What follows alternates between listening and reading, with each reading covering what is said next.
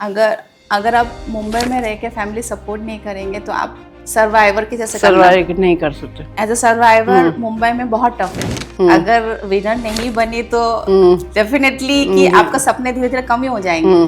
फिर मैं आप स्माइल नहीं कर सकते।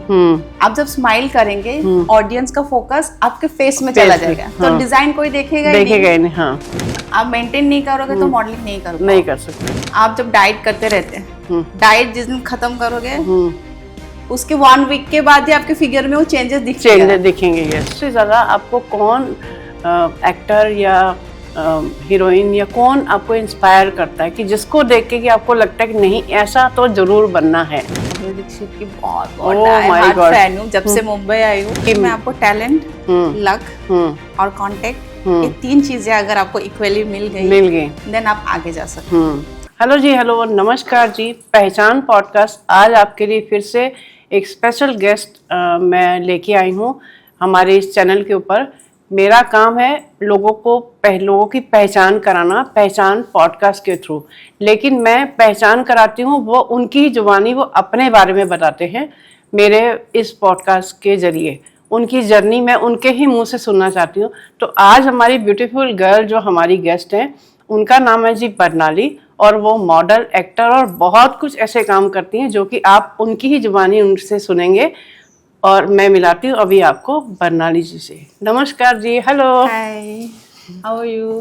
आई एम फाइन। मैं बहुत खुश हूँ कि आप मेरे इस प्रोग्राम में आए हो और हम कई बार शो पर मिले हैं। yes. और हम आगे चल के और भी बहुत कुछ काम करेंगे, लेकिन हमारी पहली ड्यूटी ये बनती है कि मैं अपने पहचान पॉडकास्ट के जरिए आप सबकी पहचान कराऊं। तो आज आपने आके हमारे पहचान को एक स्पेशल बोलते हैं ना, खुशी दे दी आपके आने से। Thank you. Thank you. So आपको सबसे पहले थैंक यू बोलना चाहूँगी कि आपने हमें एज अ गेस्ट यहाँ पे इनवाइट किया, जो हम अपनी जर्नी हम यहाँ पे बता पाए जी। एंड मैं आपको बताएंगे और मैं आपको पहले से जानती हूँ जी, मिली हैं हम लोग जी।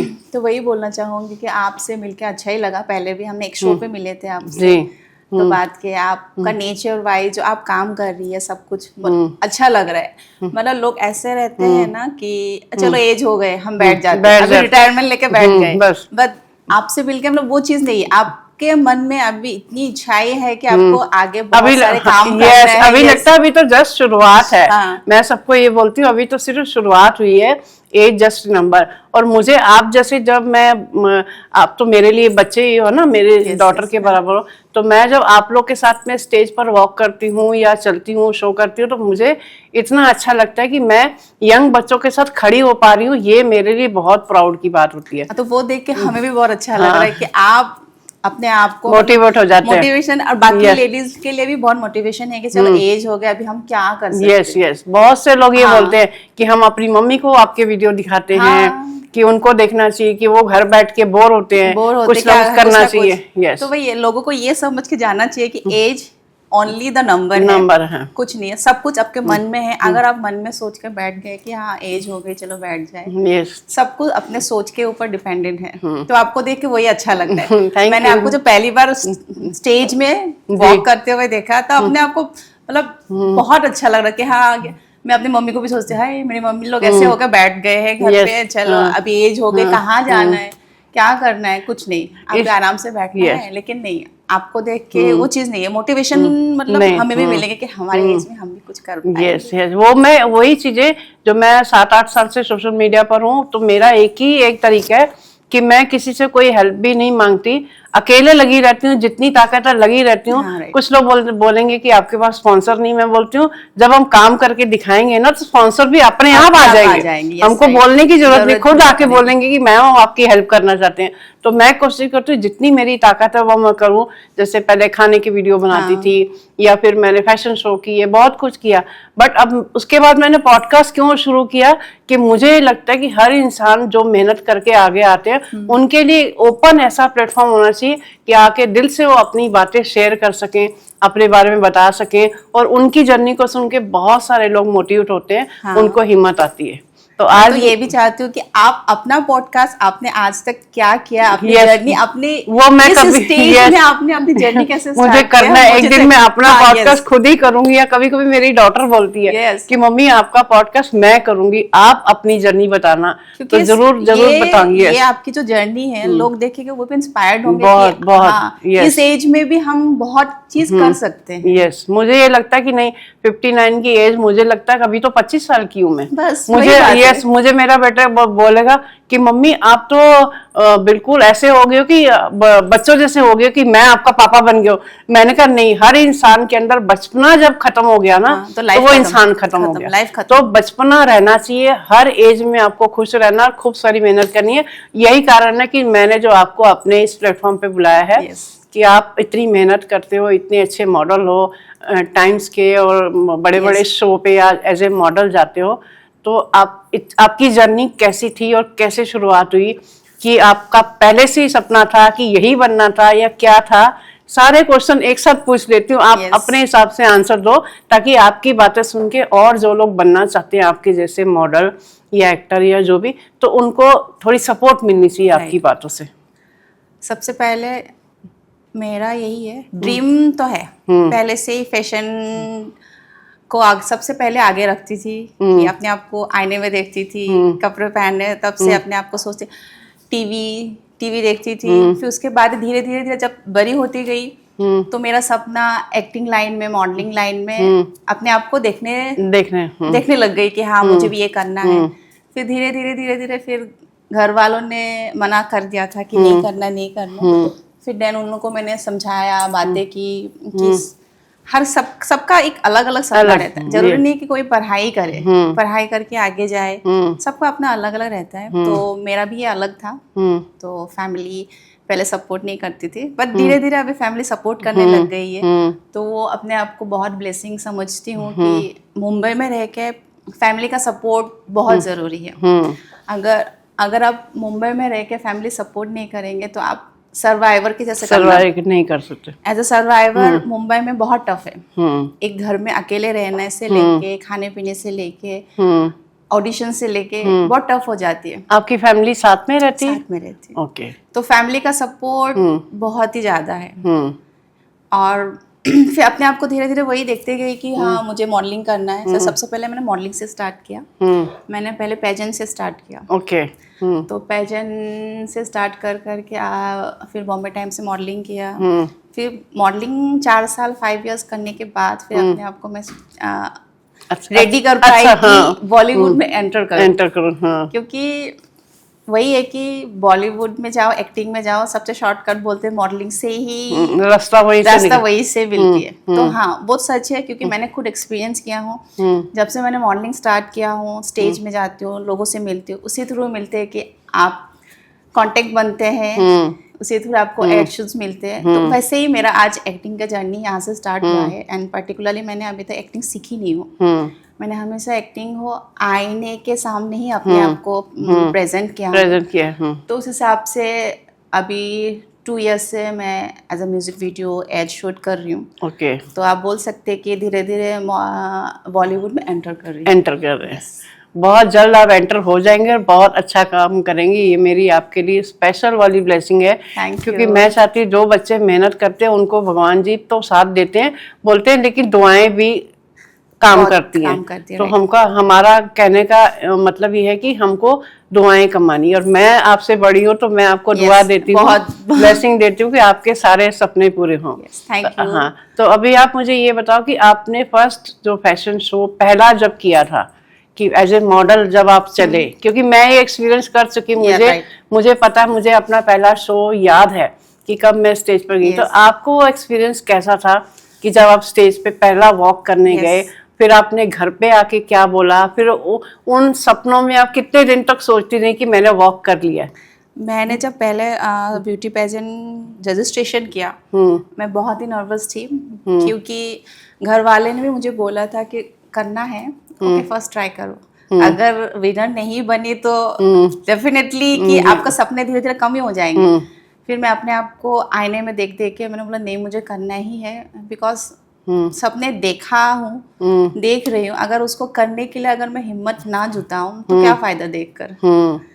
फिर जब मैंने रजिस्ट्रेशन किया अपने आप को बहुत नर्वस थी उस टाइम पर, क्योंकि model as a being a model walk करना, फैशन रनवे अलग होता है एंड ब्यूटी पेजेंट अलग होता है। तो पेजेंट में क्या होता है, जब तक पेजेंट में एक ही विनर होता है, एक ही विनर होता है, और उसमें क्या है, जब तक आप प्रॉपर ये दो चीजें अलग अलग है। मैं आपके थ्रू चाहती हूँ कि आप मेरे दर्शक ये समझे कि फैशन रन, जैसे मैं जिन शो में गई हूँ, मैं पेजेंट में कभी नहीं गई, मैं फैशन वॉक पे ही गई, वॉक किया as a show opening show stopper.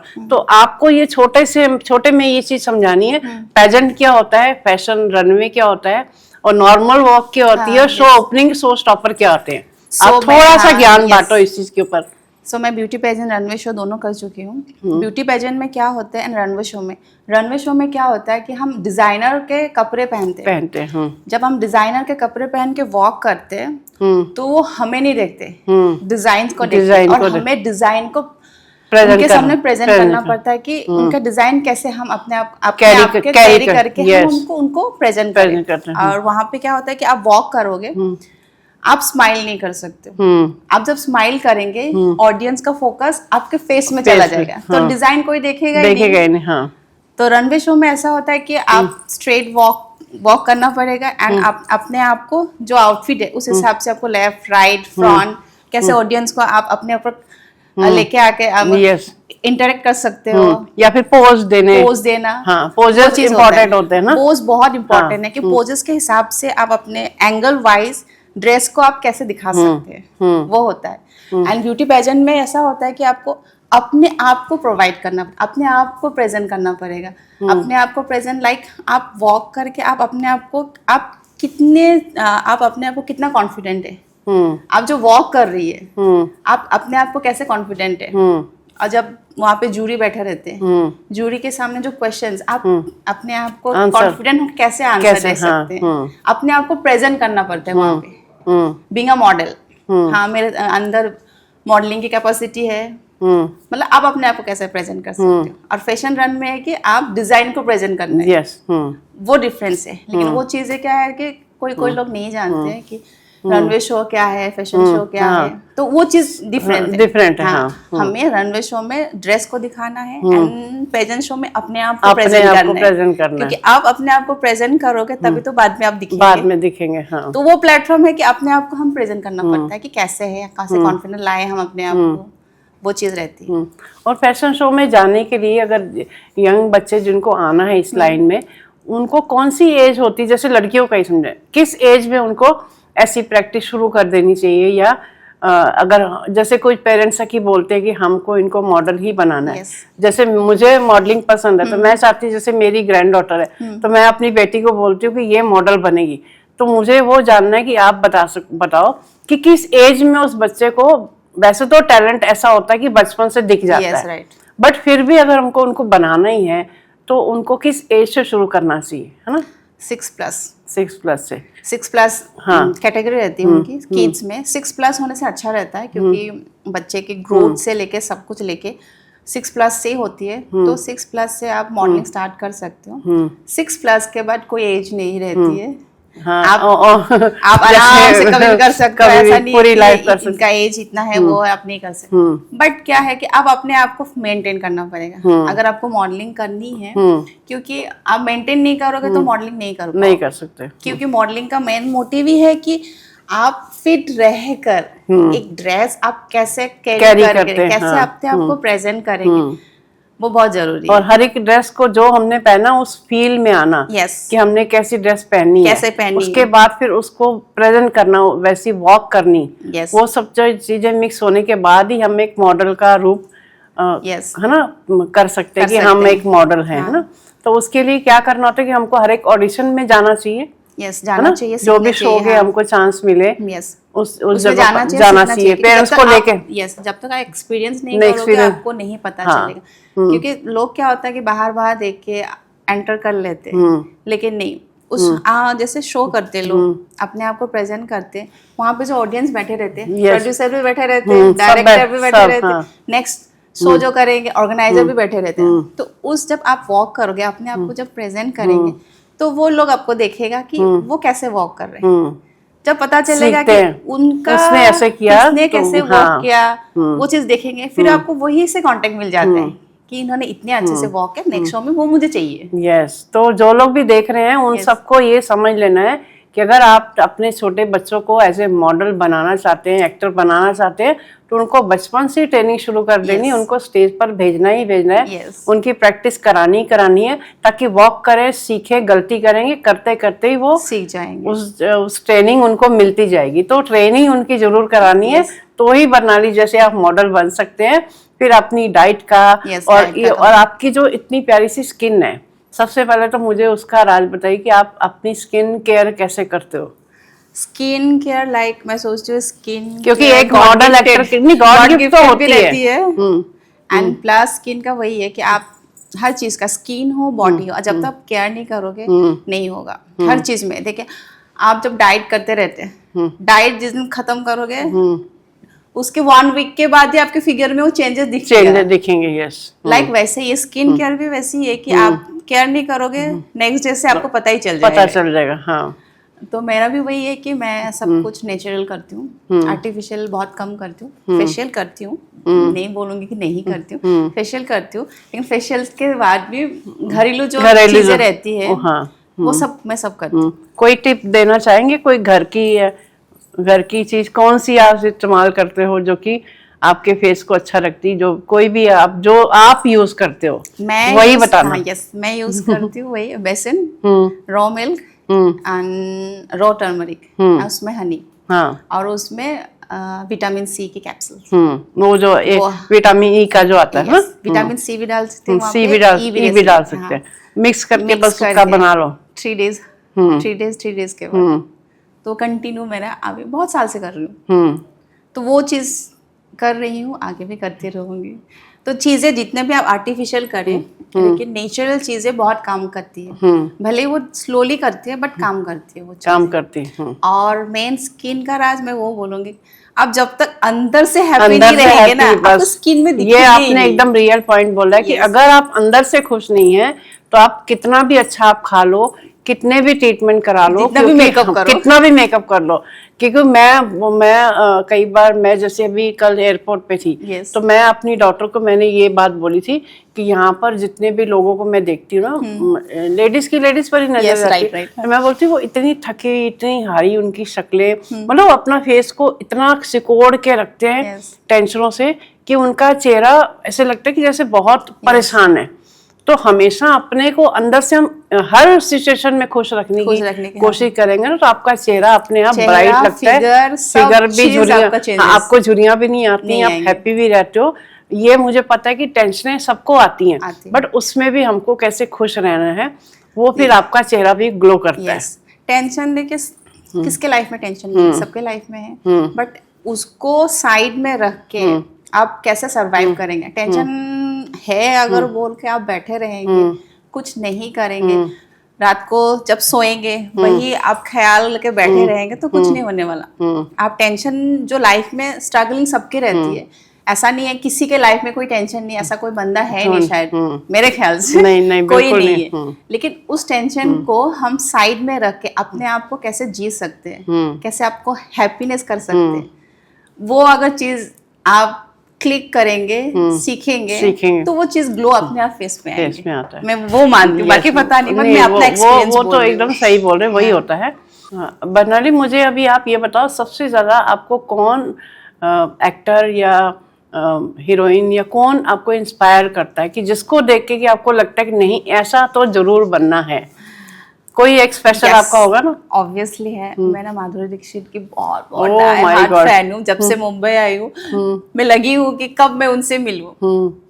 वो मतलब माधुरी दीक्षित मुझे इतनी अच्छी लगती है, मैं बचपन से उनके जो डांस है, उनके जो एक्सप्रेशन है, मैं हमेशा आईने के सामने अपने आप को देख के करने की कोशिश करती थी, डांस करने की कोशिश करती थी। तो वो मेरे लिए बहुत इंस्पिरेशन लेती है कि क्योंकि उनका जो ग्लो, एक्सप्रेशन, डांस, देखो ना इस एज में भी अभी वो कितनी यंग और कितनी यंग लगती है, वो जो स्टेज पे आती है, जो एक्सप्रेशन करती है, डांस करती है, तो उसको जाके ऐसे देखते रहो। मुझे तो जब से मुंबई आई हूँ मैं वही बोला, उनसे मिलने की बहुत बहुत चाहत है, भगवान की मिल जाए। अभी आप ऐसे रास्ते पर हो कि वो बहुत जल्दी मिलेंगे, आपको जरूर मिलेंगे। तो अगर हम मॉडल बनते हैं तो माधुरी जी से ही मुझे क्वेश्चन नया आ गया कि एज ए डांसर भी बनना, जो डांस भी सीखना चाहिए। यस, अगर आपको एक्टिंग में जाना है तो डांस भी आनी चाहिए, सीखनी चाहिए, क्योंकि क्या है, आप एक्टिंग हर जगह ओनली एक्ट करके ही नहीं बैठ सकते, सबका अपना अपना प्रोफेशन, बहुत कुछ आना चाहिए, सब कुछ बोलते हैं मल्टी टैलेंटेड होना चाहिए। हमको बहुत कोई भी चीज सीखने को हमको नहीं मना करना चाहिए। जितने मौके मिलते हैं आप सीखते जाइए, करते जाइए। ये नहीं कि अभी मेरा एज नहीं हुआ, नहीं, मेरा टाइम नहीं हुआ, टाइम के लिए तो कभी वेट करिए नहीं। तो आपको कुछ भी सीखा हो कभी भी काम आता ही है, ऐसा मैं मानती हूँ। बनाली भी बोल रही कि हमको एक्टिंग में आना है, तो हमको अगर आपको डांस आता है तो प्लस पॉइंट हो जाता है। जैसे डांस इज माय हॉबी, मैं डांस करती हूँ और मुझे वही आगे भी डांसिंग टाइप ही मुझे एल्बम करना है। और मैंने म्यूजिक वीडियो पहले किया हूँ, लव सॉन्ग। अभी रिसेंटली मैंने एक आइटम सॉन्ग किया हूँ जो अभी इसी महीने रिलीज होने वाली है। नाइस।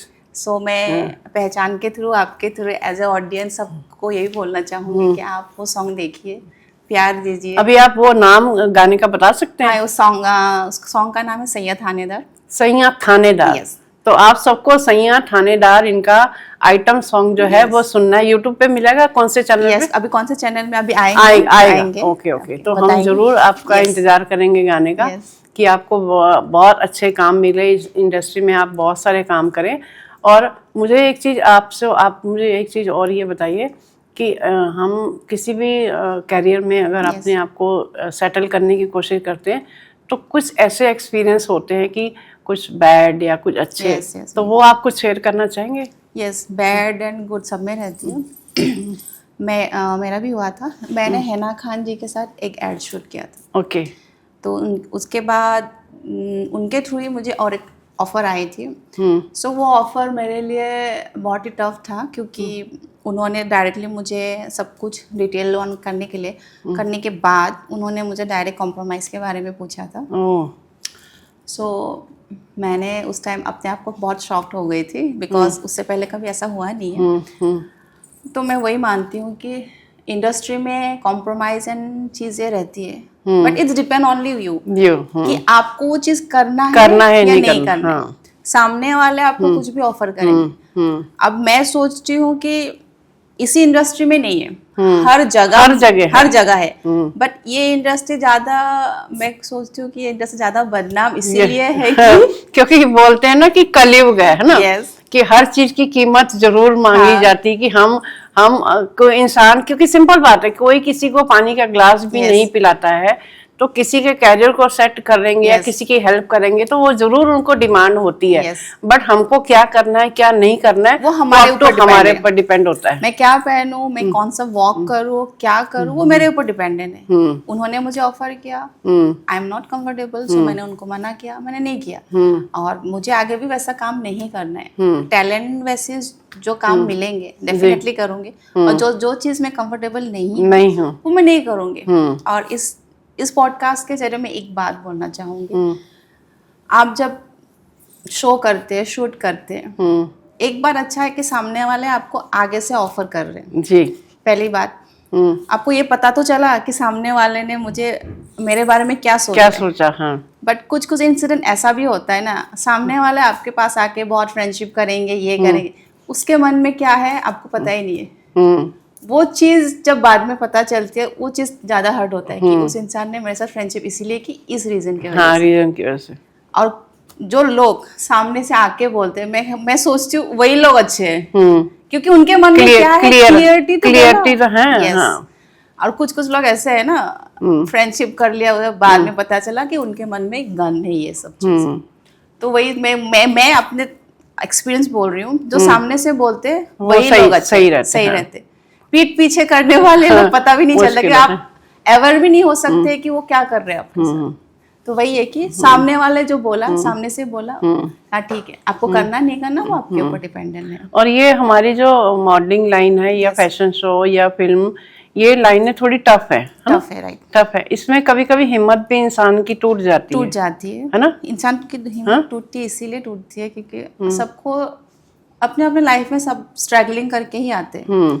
बहुत कम लोग होते हैं कि बिना स्ट्रगलिंग के सब कुछ मिल जाते हैं, लेकिन सबको नहीं मिलते, सबको नहीं मिलता, फैमिली की सपोर्ट भी नहीं मिलती। क्योंकि कभी कभी क्या होता है कि हम जितनी भी स्ट्रगल, मेहनत, कोशिश करते हैं, फिर भी ये ऊपर लिख के हमारी तकदीर आती है ना, वो भी बहुत ज्यादा मायने रखती है ना। इस इंडस्ट्री में आपको टैलेंट, लक और कांटेक्ट, ये 3 चीजें अगर आपको इक्वली मिल गई देन आप आगे जा सकते हैं। वो चीज है। लेकिन हमको हिम्मत भी तो हिम्मत तो रखनी पड़ेगी ना, कि कोई भी सिचुएशन हमारी हालात हो रहे हैं, बट हमको डगमगाना नहीं है, हिम्मत नहीं हारनी है कि हमको नॉक तो करना ही है ना, क्योंकि सपने अगर आपने देखा है तो ट्राई तो कीजिए पूरा करने के लिए, बाद में बाकी जो होगा देखा जाएगा, बट आप ट्राई कीजिए। 1 बार नहीं हो रहा, 2 बार 3 बार तो कहीं तो होगा। वो चीज है, मैं वो मान के चल के आ रही हूँ कि चलो 1 नहीं हुआ, 2 नहीं हुआ, 3 तो कभी होगा। वो चीज है, बोलते हैं ना, हिम्मत मर्दा मदद खुदा, है ना। सिंपल चीज ये है कि हम अपनी हिम्मत रखेंगे तो हम उस चीज को पार करके हम आगे बढ़ते जाएंगे, है ना। तो आप अपने हिसाब से जो हमारी यंग जनरेशन है उनको आप क्या मैसेज देना चाहते हो आपकी तरफ से? मेरी तरफ से यही है कि काफ़ी लोग मुझे पूछते हैं, अरे आप मॉडलिंग करते हैं, आपकी फिल्म में तो ऐसा होता है कि कॉम्प्रोमाइज़ करना पड़ता है, ये करना पड़ता है, उस हिसाब से आप आगे जाते हैं, वो चीज़। तो मैं इनको यूथ को यही बोलना चाहूँगी कि कॉम्प्रोमाइज़ करना नहीं करना सब चीज़ आपके ऊपर डिपेंडेंट है। ज़रूरी नहीं है कि कॉम्प्रोमाइज़ करने के बाद ही आप आगे जाओगे, क्या पता यूज़ करके आपको फेंक भी देगा, कितना दिन आप आगे जाएंगे। वही है कि आपको करना है, ट्राई करते रहिए, बट ऐसा नहीं है कि एक आपने ट्राई किया, आपको बैक बीचिंग वो सब मिला कि आप चाहे ये इंडस्ट्री ऐसा ही है, सब लोग ऐसे करके बैठ जाते। 1-2 बार ट्राई किया, अच्छे लोग मिले नहीं है तो बैठ गए, बैठने के बाद फिर बदनामी शुरू हो गया, इस इंडस्ट्री में ऐसा होता है, ऐसा नहीं होता है, बट वो चीज नहीं है। आप आगे बढ़ते जाइए, कोशिश कीजिए। ऐसा नहीं है ओनली फिल्म लाइन ही, ऐसा नहीं है, हर एक जगह में आजकल वो चलती ही है, हर जगह ऐसा, क्योंकि ओनली फिल्म लाइन ही मतलब बदनाम इसलिए है कि मीडिया वाले हैं, सब कुछ छप जाते हैं। जैसे आज मैं खुद बोल रही हूँ, जब ये पॉडकास्ट रिलीज होगा सब देखेंगे, तो वो चीज होती है कि ये फिल्म लाइन ऐसी है कि सारी चीजें सबको पता हो। ऐसा नहीं है फिल्म लाइन हो या कोई भी हो, हर जगह अच्छे इंसान भी हैं और बुरे इंसान भी हैं, हर जगह आपको मिलेगी। उसमें से हमको चूज करना है कि कौन सही है, तो उसके साथ में आगे चलते जाइए। कोई नहीं सही है तो उसको छोड़ दीजिए, सिंपल है, सिंपल चीज है। और मेरा फंडा यही है, मैं अपने आप को यही मानती हूँ कि मैं काम कर रही हूँ, कहीं से मुझे नेगेटिविटी आ रही है, मैं कुछ नहीं बोलती, आराम से वहां से साइड हो जाते हैं, क्योंकि वो मेरा कैटेगरी भी नहीं है, मुझे करना भी नहीं, कहीं से आ रहा है, मैं वैसे हूँ नहीं, मुझे किसी से बात भी नहीं करना, झगड़ा भी नहीं करना, मैं आराम से वहां से चली जाती हूँ। आप वैसे भी बहुत पीसफुल दिखती हो, है ना आपका, हाँ मुझे ऐसा लगता है कि बहुत शांत नेचर आपका ना। मैं किसी को ऐसे कुछ बोलती ना कि तुमने मेरे साथ ऐसा किया, वो किया, ये किया, बोलते हैं कि हमको रिएक्ट, जरूरी नहीं कि हमको हर चीज का रिएक्शन देना है, नहीं, शांत रह के भी हम उनका जवाब दे सकते कि हम एक चुप हो जाएंगे, बट फिर भी हम खुश है, खुश है ना। क्योंकि मैं वही हूँ कि नेगेटिविटी आ रही है, आराम से साइड होके जाओ, क्योंकि बोल के कोई फायदा नहीं है। ऐसा नहीं है कि मैं बोलूंगी तो वो चेंज हो जाएगा, जो जैसा है वो वैसे ही रहेगा, हम उसको बोल के चेंज नहीं कर सकते, बट मैं अपने आप को तो अवेयर कर सकती हूँ कि मुझे पता चल रहा है नेगेटिविटी, तो मैं साइड होके आ जाऊँ। बोलते हैं ना कि हमको अपने जो भी चेंजेस हमको करने ना, हमको दूसरे आदमी को नहीं सुधारना है, हमको खुद में वो चेंजेस लाने, हम अपने आप को ठीक करेंगे तो अगला इंसान अपने आप ही ठीक हो जाएगा। और हम यहाँ पे इंसानों को सुधारने के लिए तो बैठे हुए नहीं है, हम अपने आप को सुधारना है, अपने आप को आगे लेके जाना है। तो इसीलिए मैं पीछे होके आ जाती हूँ कि चलो अभी इनसे बात करके मैंने ये तो सीखा कि ऐसा चीज नहीं करना है, तो नेक्स्ट टाइम मैं नहीं करूंगी वो चीज, लेकिन वो चीज मैं उनको बताऊंगी कि नहीं, वो चीज तुम्हारे लिए, तुमने मुझे ये किया, क्यों किया तुमने मुझे ऐसा, मैंने तुमको ये सोचा था, ये सोचा, मैं वो सब नहीं करता, चुपचाप वहां से निकल जाते। और अपने आप को खुश रखने के लिए आप क्या चीजें अप्लाई करते हो? फिल्में देखते हो, गाने सुनते हो? ये पर्सनल क्वेश्चन है, लेकिन मैं चाहती हूँ कि आपको जो प्यार करने वाले लोग हैं उनको कुछ आपकी पर्सनल बातें भी पता लगनी चाहिए, है ना, कि बरनाली गाने सुनती है कि पिक्चर देखती है। मैं गाने बहुत सुनती हूँ, मैं जब घर पे रहती हूँ परेशानी सबके लाइफ में होती है कि अरे मुझे ये हिंदी गाने सुनते हो कि इंग्लिश गाने सुनते हो? मैं हिंदी, मैं 90s के सॉन्ग मेरे भी बहुत फेवरेट है। बहुत फेवरेट है। मैं क्या करती हूँ, ईयरफोन लगा रहती हूँ, 90s के सॉन्ग आराम से सुन के फिर अपने जोन कहीं और चली जाती हूँ, सपनों की दुनिया में खो जाता हूँ, दुनिया में चली जाती हूँ, माइंड कम्प्लीटली चेंज। तब मेरा ये वॉक का ये काम का वो चल रहा है, मैं सब भूल जाती हूँ। एंड नेक्स्ट मैं ये करती हूँ कि मुझे डांस बहुत पसंद है। मैं जब किसी चीज मतलब बहुत परेशान होती हूँ, डिप्रेस हो जाते हो, फील करती हूँ, मैं आराम से सॉन्ग लगा लेती हूँ, घर में कोई नहीं रहता, बस डांस करके अपने आप को रिलीव कर ली। हाँ, क्योंकि ये मेरा मोटिव है। डांस एक ऐसी थेरेपी है कि हमको रिलीज कर देती, हमारी टेंशनें खत्म कर देती, हमको खुशी दे देती कि हम पूरे वापस से हमारी एनर्जी वापस आ जाती है। मैं वही हाँ, कि डांस करना सबको बहुत कंपलसरी है। ओनली डांस करना नहीं है कि आप कुछ चीजें आपको हर्ट कर रही है, कुछ चीजें आप उसके बाद आप वो काम करिए कि आपको जो खुशी दे। जैसे मुझे डांस ऐसे है कि मैं डांस मुझे खुशी देती है, जरूरी नहीं वो आपको भी नहीं हाँ, क्योंकि आपका प्रोफेशन, आपका हॉबी अलग है। तो आपको आपका जो हॉबी है, आपको जो पसंद है, उस टाइम पे आप वो कीजिए अपने आप को उभारने के लिए। तो वो चीज मैं करती हूँ, उसके बाद मैं एकदम रिलीफ हो जाती हूँ, अपना कोई टेंशन आती ही नहीं, उसके बाद फिर आराम से सो जाती हूँ। लाइक वैसी हूँ। और आपको कौन सी एज में पता लगा था कि मेरे अंदर ये हॉबी है, मुझे ये बनना है? कौन सी एज में? जब मैं ग्रेजुएशन कर रही थी। ये तो चीजें पहले से तय होती है, बट फिर भी एक एज होती कि हमको समझ आता कि हमको ये चीजें लाइफ में करनी है, हमको इसमें मेहनत करनी है। यस, मैं जब छोटी थी तब तो अरे करना है मतलब ऐसे थी। फिर धीरे धीरे जब ग्रो हुई, जब कॉलेज में गए, फिर धीरे धीरे सब लोग बोलते थे अरे ये लाइन में ऐसा होता है ऐसा। फिर पेरेंट्स भी बोलते थे कि बिगड़ जाएंगे बच्चे उस लाइन में जाने से ऐसे। फिर धीरे धीरे जब एजिंग हुई, उसके बाद मुझे लगा कि नहीं, सब कुछ आपके ऊपर डिपेंडेंट है। जब मैंने दुनिया देखा, सब लोगों से बात किया, सब कुछ आपके ऊपर ही है कि आप चीजों को कैसे रिएक्ट करते हो, कैसे लेते हैं आप। जब मैंने सोचा कि नहीं मैं करूंगी, हाँ किसी से नेगेटिविटी आए, कुछ काम नहीं हो, मुझे कोई फर्क ही नहीं पड़ेगा। अगर आपको ये पूछा जाए कि अगर आप मॉडल नहीं होते तो फिर आप क्या होते? अगर मैं मॉडल नहीं होती, मैं शायद किसी रेस्टोरेंट में खाना बनाती। कुकिंग आपको पसंद है? कुकिंग पसंद। सेकंड चीज है कि मैं कुकिंग बहुत ही अच्छा लगता है। मैं कुकिंग अभी भी करती हूँ। मतलब आपके घर पे आए तो आप खाना बना के खिलाओगे? यस, कुकिंग करते हो ना, क्योंकि आपका कॉन्फिडेंट बोल रहा है कि आप अच्छे खाने बनाते हो ना। मैं बहुत छोटी सी तब से, जब मेरे पापा भी खाना बनाते हैं, मेरे पापा जब खाना बनाते तो उनको देखती थी। फिर मम्मी से ज्यादा पापा बहुत टेस्टी खाना बनाते थे। फिर मैं उनको देखती रहती थी। पापा को बोलते खाना, मेरे पापा बोलते नहीं अभी नहीं, बड़ी हो जाओ। फिर धीरे धीरे उनको देख कर ही मैंने कुकिंग सीखा, नहीं मुझे भी बनाना है। फिर घर पे जब गेस्ट आते थे हम तभी उनको बना के खिलाते, मैं खिलाती थी बना के। तब मेरे मॉम डैड भी बोलते थे तुम इंटरेस्ट है? मैंने बोला हाँ इंटरेस्ट, मैं सब कुछ खुद करती थी तब। कुकिंग इंटरेस्ट है। आज अगर मैं मॉडलिंग नहीं करती तो कुक होती जरूर। कुकिंग भी कोई बुरी चीज, क्योंकि बोलते हैं ना कि खाना अच्छा बनाना जरूर आना चाहिए, क्योंकि खाना हमको खुद भी खाना है। अगर हमको खुद खाना बनाना आता होगा तो ही हम अच्छा खाना खा सकते हैं ना।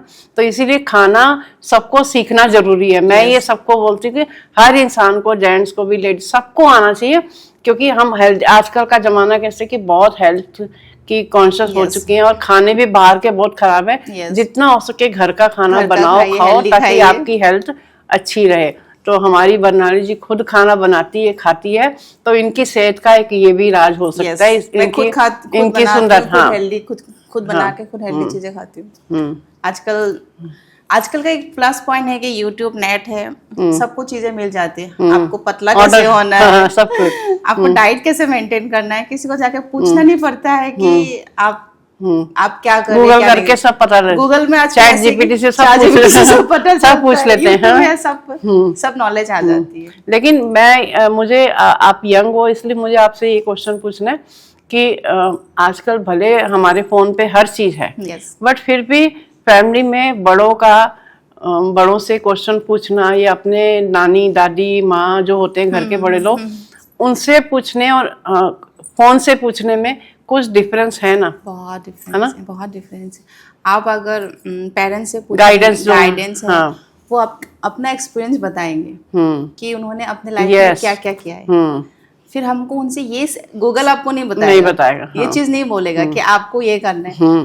हमें अपने पेरेंट्स से, दादा दादी से यही सीखने को मिलती है कि उन्होंने अपने लाइफ में क्या क्या स्ट्रगलिंग किया है।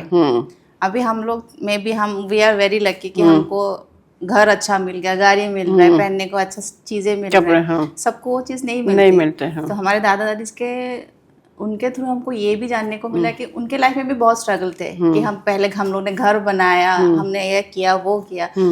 और फैमिली से ये है कि अगर फैमिली सपोर्टेड रहता है ना, फैमिली से, और मेन बात है कि आज के जमाने में लोग फैमिली से इंटरेक्ट बहुत कम होता है। यंग बच्चे बहुत दूर हो गए, टाइम बहुत कम है, टाइम ही नहीं है सब किसी के पास। लेकिन मुझे लगता है कि टाइम निकालना चाहिए घर पे। आप जब एक दूसरे से बात करेंगे तभी पता चलेगा। बड़ों को टाइम देना बहुत जरूरी है। आप बड़ों से जब तक बात नहीं करोगे चीजें आप सीख भी नहीं पाएंगे। तो पेरेंट्स से जब आप बात करते हैं चीजें, उन्होंने अपने हमारे जैसे सबका अलग अलग कास्ट रहता है, वो सब कहाँ से सीखेंगे? गूगल से कैसे सीखेंगे? पेरेंट्स से सीखेंगे ना, हमारे कास्ट में कैसा होता है, हमने क्या, हमारा कल्चर क्या है, कल्चर आप कहाँ से सीखेंगे? परिवार से सीखेंगे, परिवार से सीखेंगे कल्चर क्या है। हाँ, और क्योंकि आजकल जनरेशन चेंज होगी तो इसी से कनेक्टिंग एक मेरे दिल में क्वेश्चन आया कि आजकल की जनरेशन का जो ये माइंड सेट ऐसा हो गया कि हमको शादी नहीं करनी है ना, फैमिली नहीं बनानी है ना। ये क्वेश्चन इसलिए मैंने ये पूछ लिया आपसे क्योंकि आप यंग हो, इसका आंसर आप ज्यादा अच्छे से मुझे दे सकते हो। क्योंकि दुनिया चाहती कि हम अकेले रहें, तो अकेले रहना और फैमिली के साथ रहना दो एक बहुत बड़ी बातें हैं। उसमें मेहनत जरूर है बहुत फैमिली को बनाना, लेकिन जरूरी है कि नहीं शादी, आप ये बताओ। शादी भी जरूरी है, फैमिली मैं यही मानती हूँ। आजकल लोग काम के पीछे बहुत भाग रहे हैं, बहुत काम कर रहे हैं, but at the end of the point आप काम करने के बाद वो पैसा कहाँ इन्वेस्ट करेंगे? ये बताइए। आप काम करके एज हो गया, बैठ गए, किसको दिखाएंगे? वो पैसा आप कहाँ इन्वेस्ट करेंगे? आप अकेले वो कितना खर्चा करेंगे बताइए? इन्वेस्ट के लिए कोई चाहिए ना। और मैं वही मानती हूँ कि फैमिली बहुत इम्पोर्टेंट है, शादी भी बहुत इम्पोर्टेंट है। शादी इम्पोर्टेंट है यही है कि शादी से क्या होता है, आप कितना अकेले अपने आप को सर्वाइव करेंगे। क्योंकि लाइफ हमेशा खुशी में नहीं रहती है और हमेशा लाइफ एक ही जगह नहीं होती, तकलीफ भी आती है, दुख भी आते हैं। जब फैमिली अपनी होती है ना, वो दुख फिर कम हो जाते हैं, है ना? ऐसे होता है। पर इसलिए शादी जरूरी है। दिन भर थक के जब घर आए कि हाँ कोई हक करता है, अपने बच्चा भाग के आता है, तो वो फैमिली होनी जरूरी होती है। आजकल काम के साथ साथ स्ट्रेस लेवल बहुत है। उस स्ट्रेस लेवल को कम करने के लिए आप जब घर पे आएंगे, कोई आप एटलीस्ट हक करके किसी को बोल पाए, आज मैंने दिन भर ये किया है, आज मुझे ये बताने के लिए कोई होना चाहिए। और आजकल यही ट्रेंड चला, सब अकेले है। जैसे मैं अपनी बात बताती हूँ, क्योंकि हम जब दो लोग बात करते हैं तो दोनों को अपनी चीजों से समझाना है। जैसे मैं घर पे प्रोग्राम करके आती हूँ, तो चाहे मेरे जैसे सबको पता है कि मेरे हस्बैंड नहीं है, वो उनकी भगवान के पास है, तो बच्चे हैं वो अपनी लाइफ में बिजी हैं। सबके दोनों के दो मेरे दो बच्चे, दोनों का एक बच्चा, वो अपनी लाइफ में इतना बिजी है कि मैं अगर कोशिश भी करूँ उनको फोन करके बताने की, तो वो कहीं काम पर है या कोई बच्चे को देख रहा है, फिर भी वो अकेलापन इस एज में भी खलता है कि मैं आज ये करके आई हूँ, मैं ये शो करके आई, मैंने ये किया। हम किसको बताएं, है ना? अपनी खुशी किससे शेयर करें? फोन के ऊपर हजारों लोग हैं ना, हमारे फैंस, देखने वाले, पब्लिक बहुत है, लेकिन हम फोन करके उनको थोड़ा बताएंगे। उस समय लगता है कि अपने पास कोई होना चाहिए कि जिसको हम शेयर करें। जैसे मैं ब्लॉगिंग के लिए बाहर जाती हूँ तो मेरा मन करता है मेरे साथ में कोई होना चाहिए जो फटाफट बैग पैक कराए, चलो सामान उठाओ, चलो हम चलते हैं, चलो टिकट बुक करते हैं। तो मैं कभी कभी वो चीजें अपनी फैमिली, मेरी डॉटर इन-लॉ या बेटी को शेयर करती हूँ, तो वो मस्ती में बोल देते हैं कि ये मैं पॉडकास्ट में बोल रही हूँ, क्योंकि इन चीजों को मैं बुरा नहीं मानती हूँ। तो मेरी डॉटर या मेरी डॉटर इन-लॉ बोलेगी, मम्मी अभी आपको ना एक अच्छा सा दोस्त बनाना चाहिए जिसको फोन करो भी चलो घूमने। मैंने कहा सही दोस्त मिलना भी तो चाहिए, मिलने को तो हजारों हैं, लेकिन हमारे स्टाइल का, हमारी वाइब मिलनी चाहिए, हमारी बातें मिलनी चाहिए। जैसे मोस्टली लोग ड्रिंक वाले लोग होते हैं या कैसे नेचर है नहीं पता लोग कैसे होते, तो ये हर एज में हमको साथी की जरूरत पड़ती है। तो शादी का मतलब ही यही है कि आपकी शुरुआती लाइफ भी अच्छी निकल जाए और आपका बुढ़ापा भी। आजकल बुढ़ापे को नहीं मानते हैं, बुढ़ा होना भी नहीं चाहिए, मैं बोलती हर इंसान को जवान, लेकिन हर एज में हमको एक अपना पार्टनर की जरूरत होती है। तो यंग बच्चे आप सब लोग सुन लो कि हमारी यंग लड़की ये बोल रही है कि शादी करनी जरूरी है, क्योंकि ये क्वेश्चन से ना जिसके साथ वाइब्स वाइब में मिलती हो, फ्रेंडशिप होती है, मैचिंग होती है, ये मैचिंग होती है, तो कंपलसरी अकेले रहना भी अच्छा है, बट हमको साथी की भी महसूस होती है। At the end of point हमको चाहिए होता है कोई ना कोई कि हाँ कोई हमारी बात सुने, हेल्प करे हमें, वो चीज़ बहुत जरूरी है। यस, मैं अभी ये भी बोलना चाहूँगी कि जितने सारे ऑर्गेनाइजर है जो मॉडलिंग एजेंसी चलाते हैं, जो भी करते हैं, बट मैं यही बोलना कि 2-3 ऑर्गेनाइजर ऐसे भी है जो प्लस साइज मॉडल को आगे लेके आते हैं। यस, तो मैं वही बोलना चाहूँगी कि आप प्लीज वो चीज भी करिए, क्योंकि क्या है, modelling only slim trim figure वालों के लिए नहीं होना चाहिए। हर एक कैटेगरी वाइज, जैसे अभी मिसेस अलग अलग कैटेगरी कर दिया है, तो मिस की भी होती है, मिसेस की भी होती है। तो कोई ऑर्गेनाइजर प्लस साइज के भी कराते हैं। तो मैं वही चाहती हूँ कि जो भी ऑर्गेनाइजर है उनको प्लस साइज के भी मॉडल्स लिए कि उनके भी सपने पूरे होए। ऐसा नहीं है कि हाँ मैं मोटी होकर बैठ गई, मैं इसीलिए जो भी अपने जो शो आगे करना चाहती हूँ या ये मैगजीन के थ्रू या जो भी, मैं लोगों को, लेडीज को यही बोलती हूँ, आप मोटे हो, पतले हो, काले हो, गोरे, इससे कुछ फर्क नहीं पड़ता। आपका सिर्फ इनर जो अंदर मन है ना, उसके लिए आपको काम करना है। आपको तैयार होना है तो अपने लिए होना है, आपको कपड़े पहनने तो अपने लिए होना है, आपने किसी शो में जाना है तो अपने लिए जाना है, अपने को खुश करने के लिए जाना है। तो कोई ऐसी कैटेगरी नहीं होती है। मेरे खासकर मैं अपने लिए तो वही काम करूंगी जो हर एक इंसान आ सकता है, कि कैसे भी आप हो, तो आप लेकिन एक बार कैमरे के सामने आइए, थोड़ी सी खुशी मिलेगी जो आपको कई साल तक आप खुश रहोगे। जैसी मेरी मैगजीन में जिनकी फोटो है, वो लेडीज के पास बुक पहुंच गई, तो मुझे पता है वो बहुत खुश होंगी कि हमारी इतनी बड़ी फोटो है, हमारे बारे में लिखा हुआ है, तो ये खुशी मिलती है। अगर हमने अपने आप को ही खुशी नहीं दी तो हमारे जीने का कोई मतलब नहीं है। तो वही चीज है, आप एक ऑर्गेनाइजर भी है, चीजें कर भी रहे, बट वही है, आपको भी एक रिक्वेस्ट है हम सब लोग मिल के करेंगे। आप भी मेरे साथ करोगे तो हम अच्छा सा कुछ प्रोग्राम बनाएंगे जिससे कि लोगों को मदद मिल सके, ताकि हर एक लोग आ सके।